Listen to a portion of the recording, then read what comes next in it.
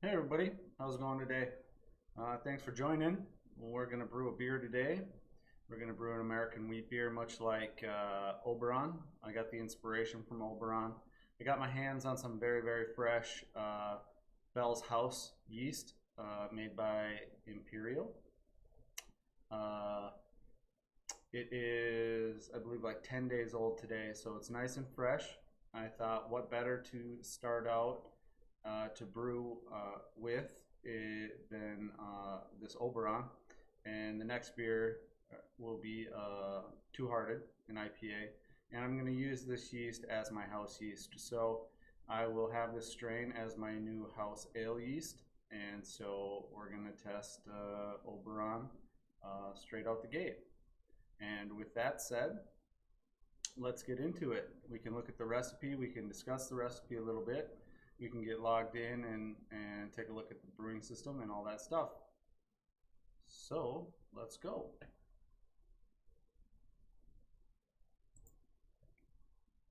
Let me just get logged in here to the brewing system.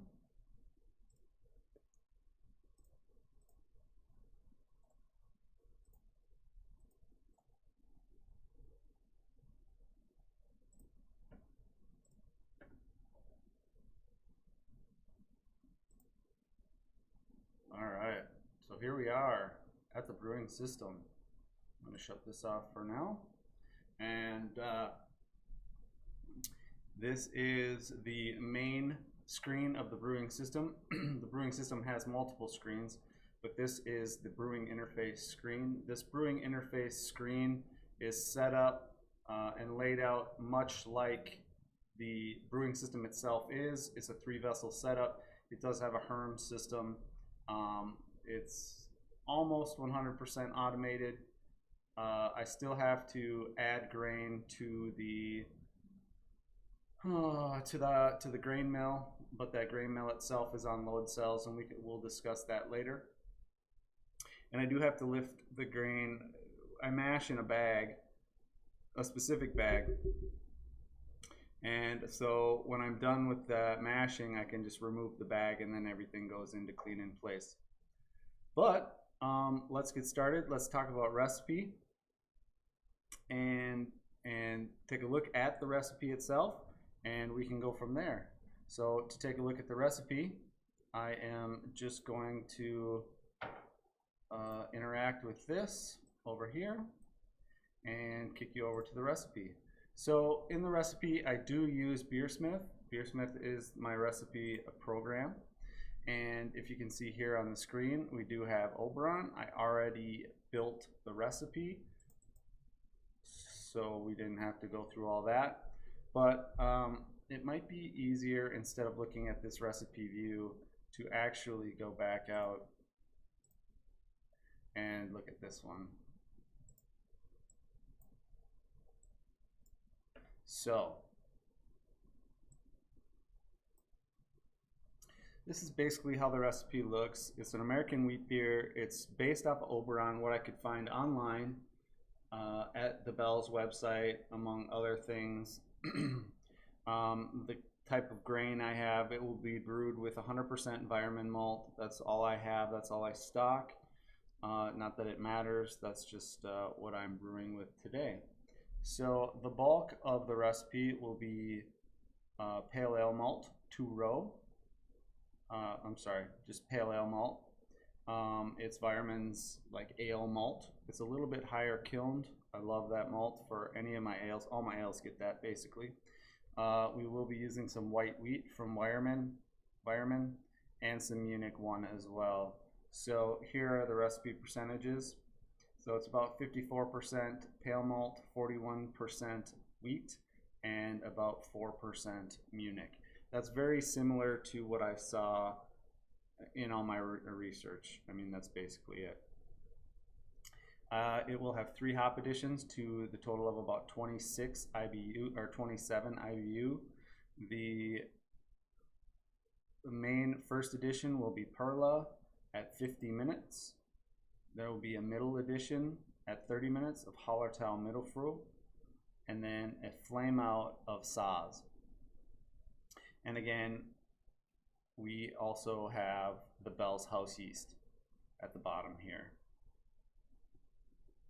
Other than that, water salts, it's pretty minimal. Just get enough calcium, and we used a little bit of calcium chloride and a little bit of gypsum. It's really balanced. I think it's about 50 ppm of calcium, and the sulfate falls around 60, and the chloride falls around 60, 50, or 60 or so, really close. A little salt, I do like a little salt in my beer to add a little bit of that. It adds a little bit of rich character, almost like salting food, in my opinion. So other than that, nothing else too crazy as far as the recipe goes. At the bottom, the gravity is about 1056. So that's right around what Oberon should be, 1056 to about 1011, about 27 IBU and about 5 SRM. So the way my brew system works is that once I actually have my recipe, which I do, which we saw here, it's all calculated with hop additions and grain and water additions, all that stuff. I have my brewing profile. We're going to be doing a 5-gallon no sparge brew today. No big deal, pretty standard. The mash I'm using is going to be a step mash. I step mash every single one of my beers. One of the greatest, how do I say it? It's kind of a,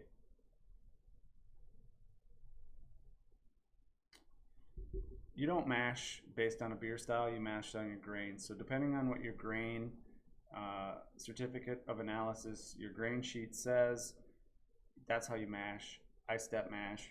So for today, our step mash is going to be roughly a dough in of around 130 to 135.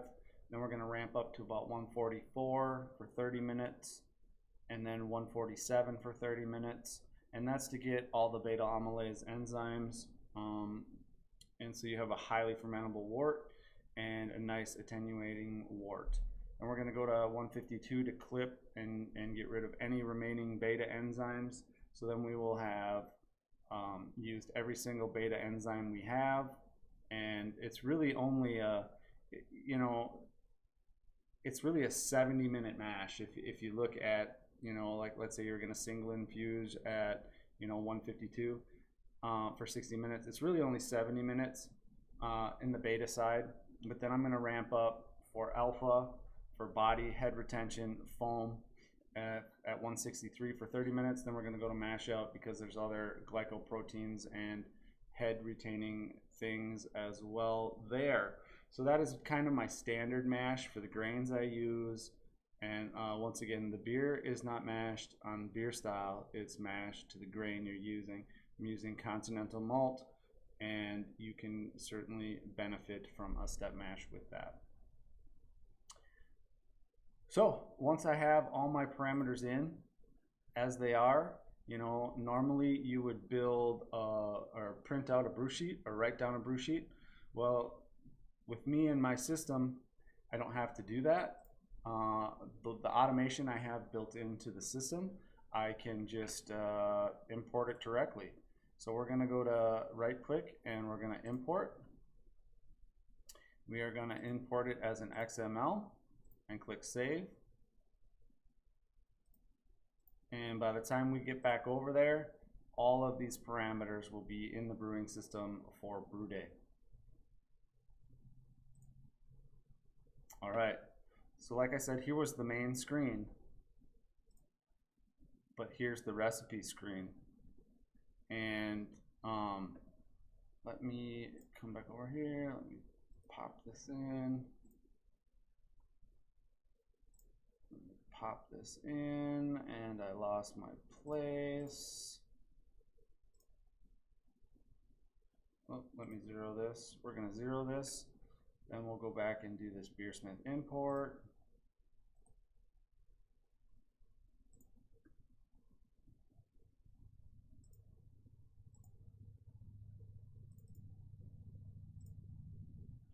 All right, let's go back over there and see if we're there. All right, we're here. So what happened with the system now, all of the Beersmith parameters were brought into the brewing system.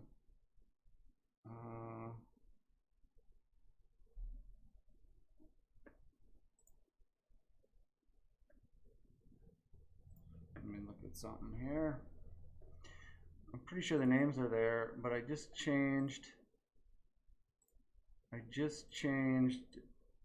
the, let's see here.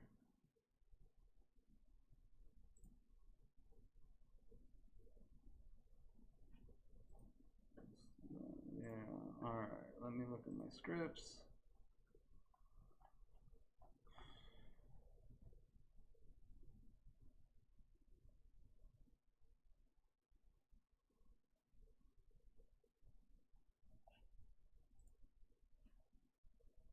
Let's go back over here.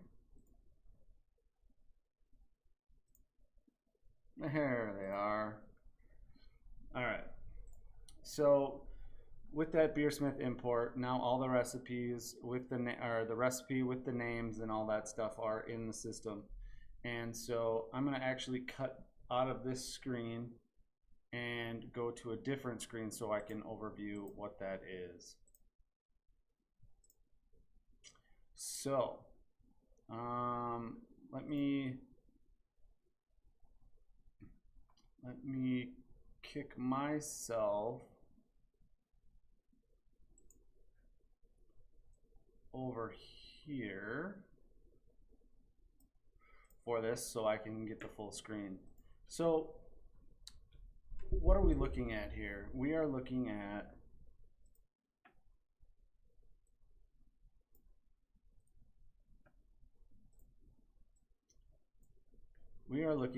the recipe system, the Beersmith. Oh my gosh! Wow, it's one of those days. Whew.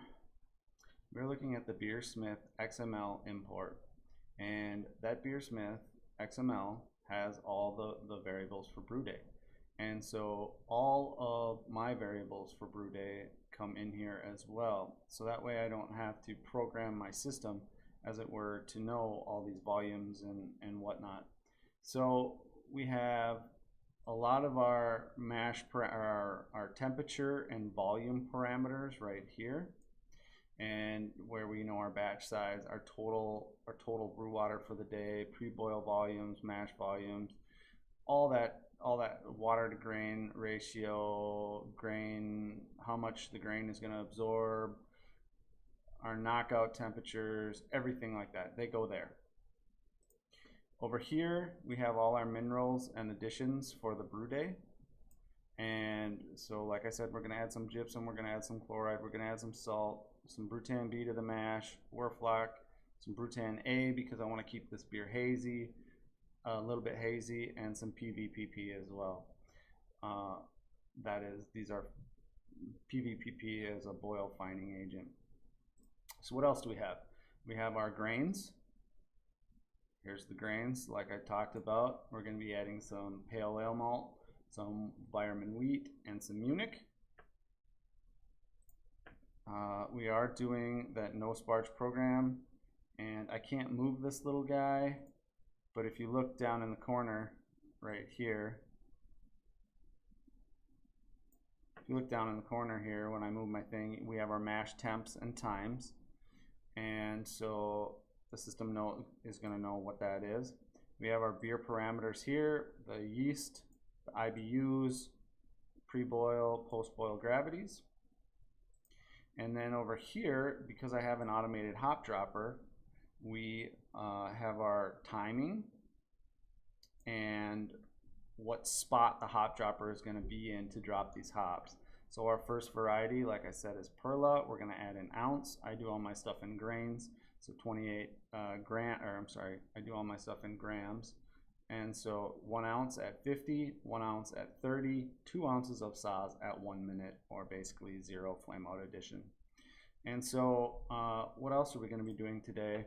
Well, we're going to be using our auto acid dosing. So we will be maintaining proper pHs. We are going to be doing YOS, which stands for yeast oxygen scavenging, and I can talk a little bit more about that later. We are going to be doing SBC, which is an active antioxidant at 20 ppm. So the only thing I have to do is, if you notice, well, let me back up. So here's the beer name, Oberon. Here, up here, this section right here is where we're going to select our fermenter. And the reason why we select our fermenter right here at recipe import is because all of these details, gravities, temperatures, yeast, all that stuff follows, in my system, follows the beer all the way to the keg or to drink. And so it knows what temperature to set the fermenter at, it knows what gravity we're going to spund at, it knows what gravity it's going to be done spunding, it knows what temperature it should be spunding at. So all these things start right here on this import, this XML import. And so I'll select the fermenter where it's going to go, and then it's going to go on down the line just like it normally would. All my clean in place settings are right here as well, right here. So if I want to run a CIP, which I will later, we will do it from right there.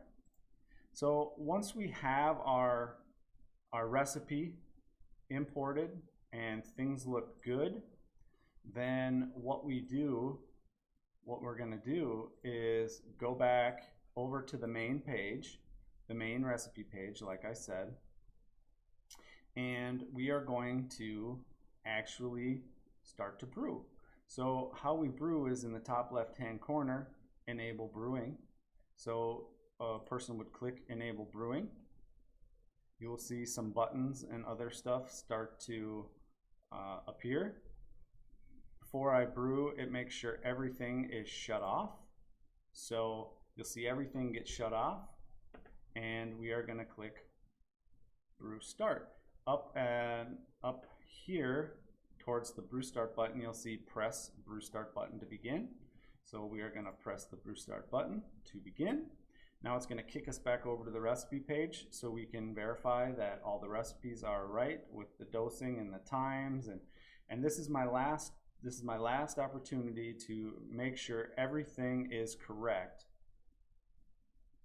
because the minute I click brewing parameters on the left screen here that I just highlighted underneath Oberon, that locks it into the system for the brew day, and basically it's going. At that point, it's going to be almost 100% automated. So we verified it before we started here, so we're going to click OK. It's going to kick us back over to the other page again and basically say that our parameters are accepted and are you ready. So now the system will talk to us or give us some feedback, really, and here I'll show you what that means. All right, and where that is. So if you look right up here, we have dialog boxes. And so when I'm clicking through, you just keep an eye up in that corner there, and that'll give you an idea. That's kind of the active feedback that the system gives. So I'm going to clear this. I'm going to go like this, get that out of the way, and I'm going to go back and start interacting with the system. So are we ready? Yes, we are ready. Continue has been clicked. You can see when I click or go to continue, it'll turn a color, so you can see where I'm at here. False bottom in, yes. Water salts, BT, yep, I have all that ready. So the system is trying to verify and make sure that I have all my stuff ready for brew day, because like I said, once we start going, we're basically fully automated. All right, so recheck again, and I know we're good.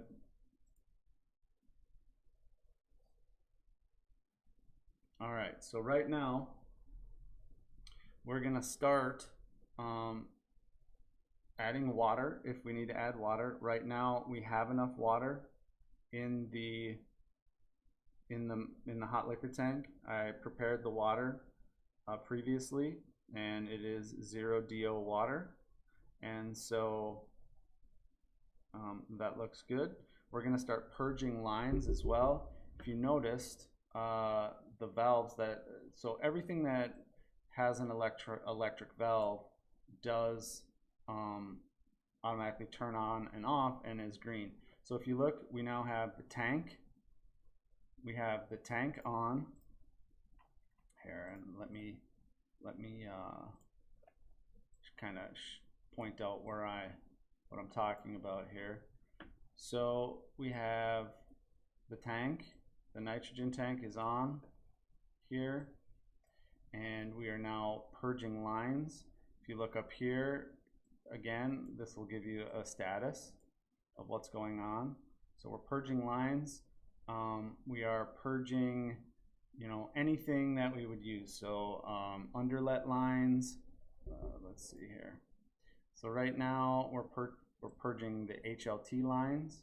So anything that the HLT is going to use, here's a HLT line, and then this is the sparge feed like this. So that's being purged.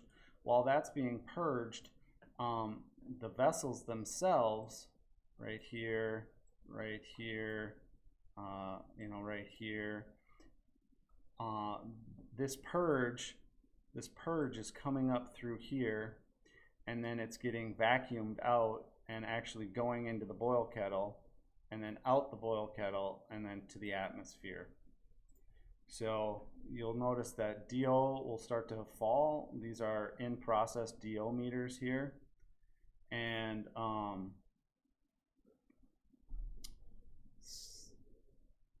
so you'll start to see these fall. You'll see in the hot liquor tank. Whoops, it already kicked us over. So we'll talk about a little bit more about that in a bit. But basically, here is the milling screen, and in the milling screen, we have the mill, which is on load cells, and so all I have to do is add grain to the hopper, which I'll go do.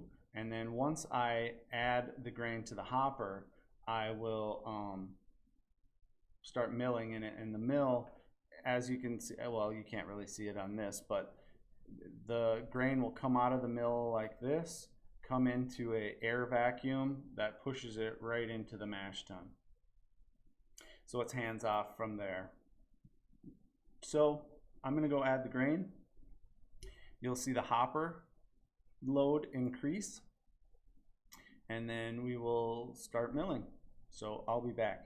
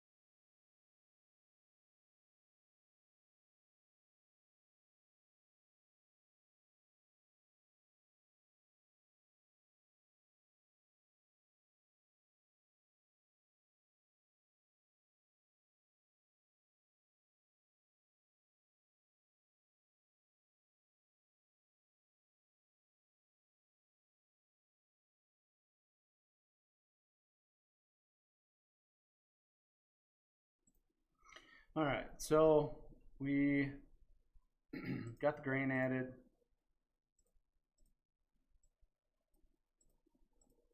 We got the grain added. Right now we're going through the purge cycle, and it's purging all the lines that we'll use during brew day, from the herms to whatever lines. And the way this works now is, I'll show you. Right now it's going through its own through purge cycles. What's a purge cycle? Well, a purge cycle is when you pressure up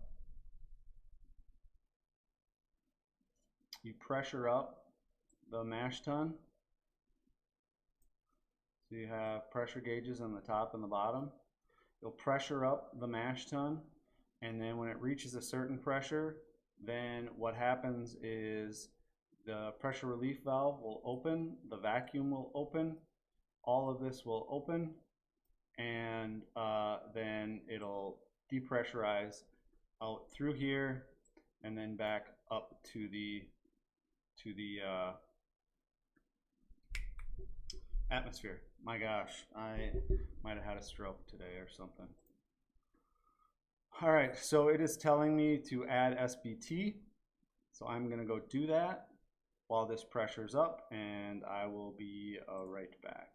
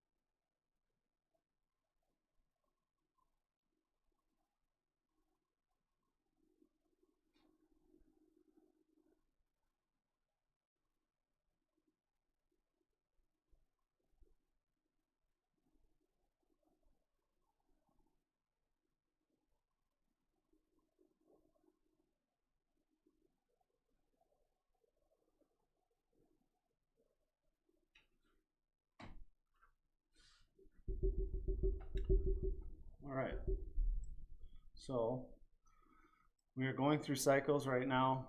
I just pulled up the script just to make sure everything's running. I'm still kind of skittish about that kind of stuff. So if you look, the hot liquor tank has its own in-process DO meter. In fact, each one of these vessels have two, one low, one high. You can see it here, here, here, etc., etc., etc.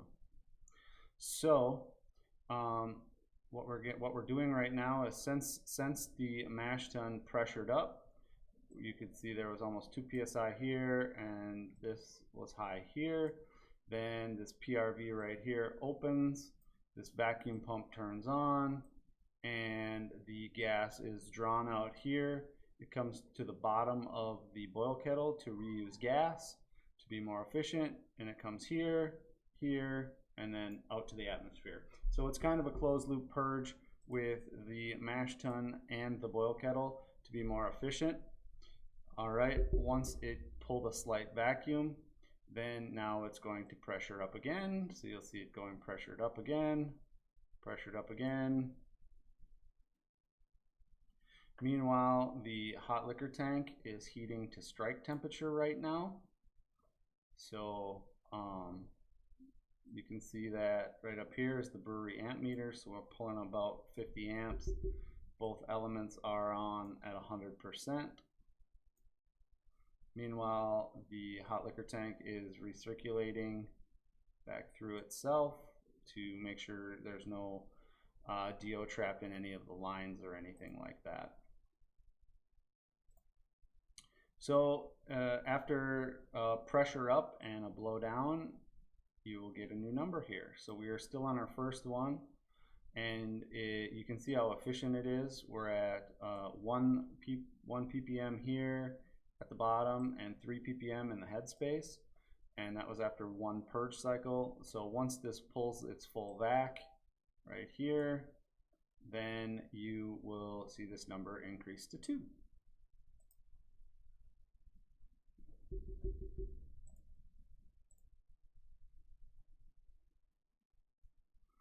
So as you can see, it increased to 2. All the vessels have their own pH probes as well. So pH really hasn't changed here because there's no wort or anything like that. Yeah, so it's just going through its cycles right now.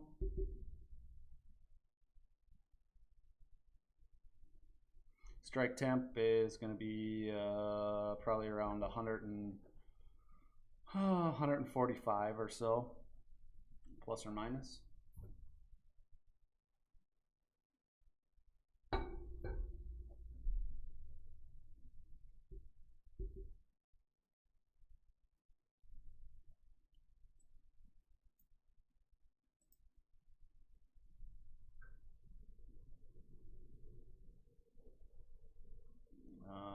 There you can see the volume indicator on the hot liquor tank. This is the digital volume. This is like a sight gauge volume right here, this black line.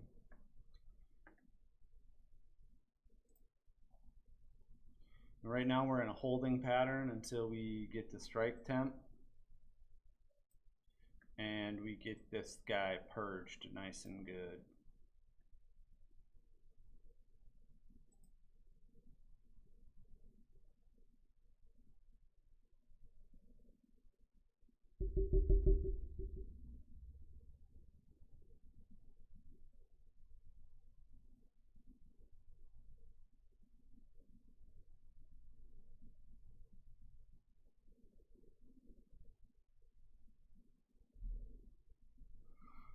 The DO of the hot liquor tank water, strike water, is as low as it can get, as low as my meter can read. My meter can only read down to 10 particles per billion. So it's at or less than 10 particles per billion, ppb.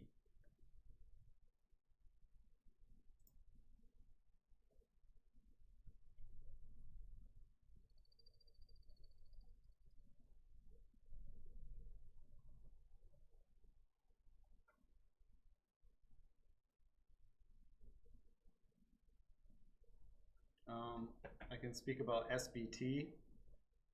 SBT, what is SBT? SBT is a commercial antioxidant that you can buy. It's made by AEB, and they're a professional, chemical brewery provider. So they make a commercial antioxidant blend called SBT, and it's a blend of potassium metabisulfite, ascorbic acid, and gallotannins, basically Brutan B.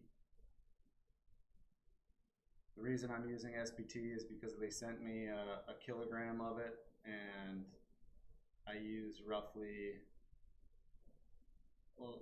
so normally I really don't use anything because my system is sealed and I can purge and get DO levels down super far, but I'm running a series of experiments where I'm trying to get some more data from the brewing process, and so I'm using a 20 ppm dose of the SBT but I still do pretty stringent purging on the vessels. So normally I don't have to use it, but I have been lately for data.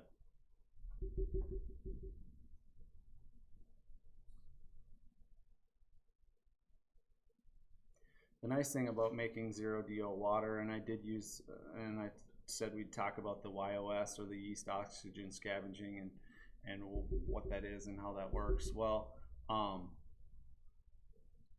we know yeast is very good at eliminating oxygen. You know, that's why we aerate, and then when we pitch yeast, the oxygen goes down to 0. And so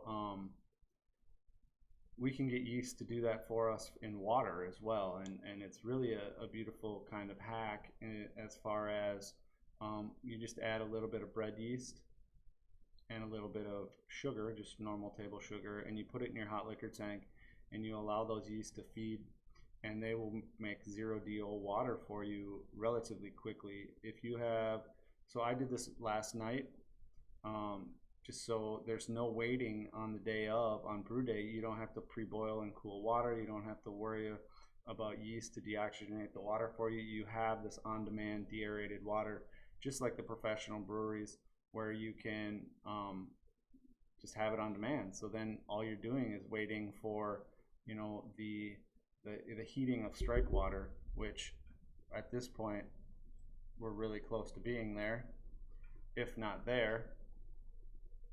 And so we are there. And so since I'm using antioxidants, I don't do a crazy purge here. I mean, even still, it's 390 to 400 particles per billion, which is super low. And then all of this stuff is going to get pushed to the headspace. So the headspace is going to lower as we dough in. So right now we are doughing in. We reached our strike, and we are underletting. And how the underletting works, so we're going like this, basically, like this, right into the bottom of the mash tun. And there's a proportional valve right here and a flow meter right here. And these two work in conjunction together to maintain a flow rate. And so that flow rate for dough in, I shoot for right around 1 gallon a minute. So we have about 10.26 gallons we need to add. It's going to take roughly 10 minutes to dough in. And this proportional valve is going to modulate, change percentages to try and get where we want to be. And so this is just a normal underlet, a nice slow underlet. Once the underlet is done, this stir motor will turn on, and this stir motor basically goes down here and has blades. These are super beautiful blades. Has blades that will stir our grain for us. And other than that, it's pretty much it for the dough in part.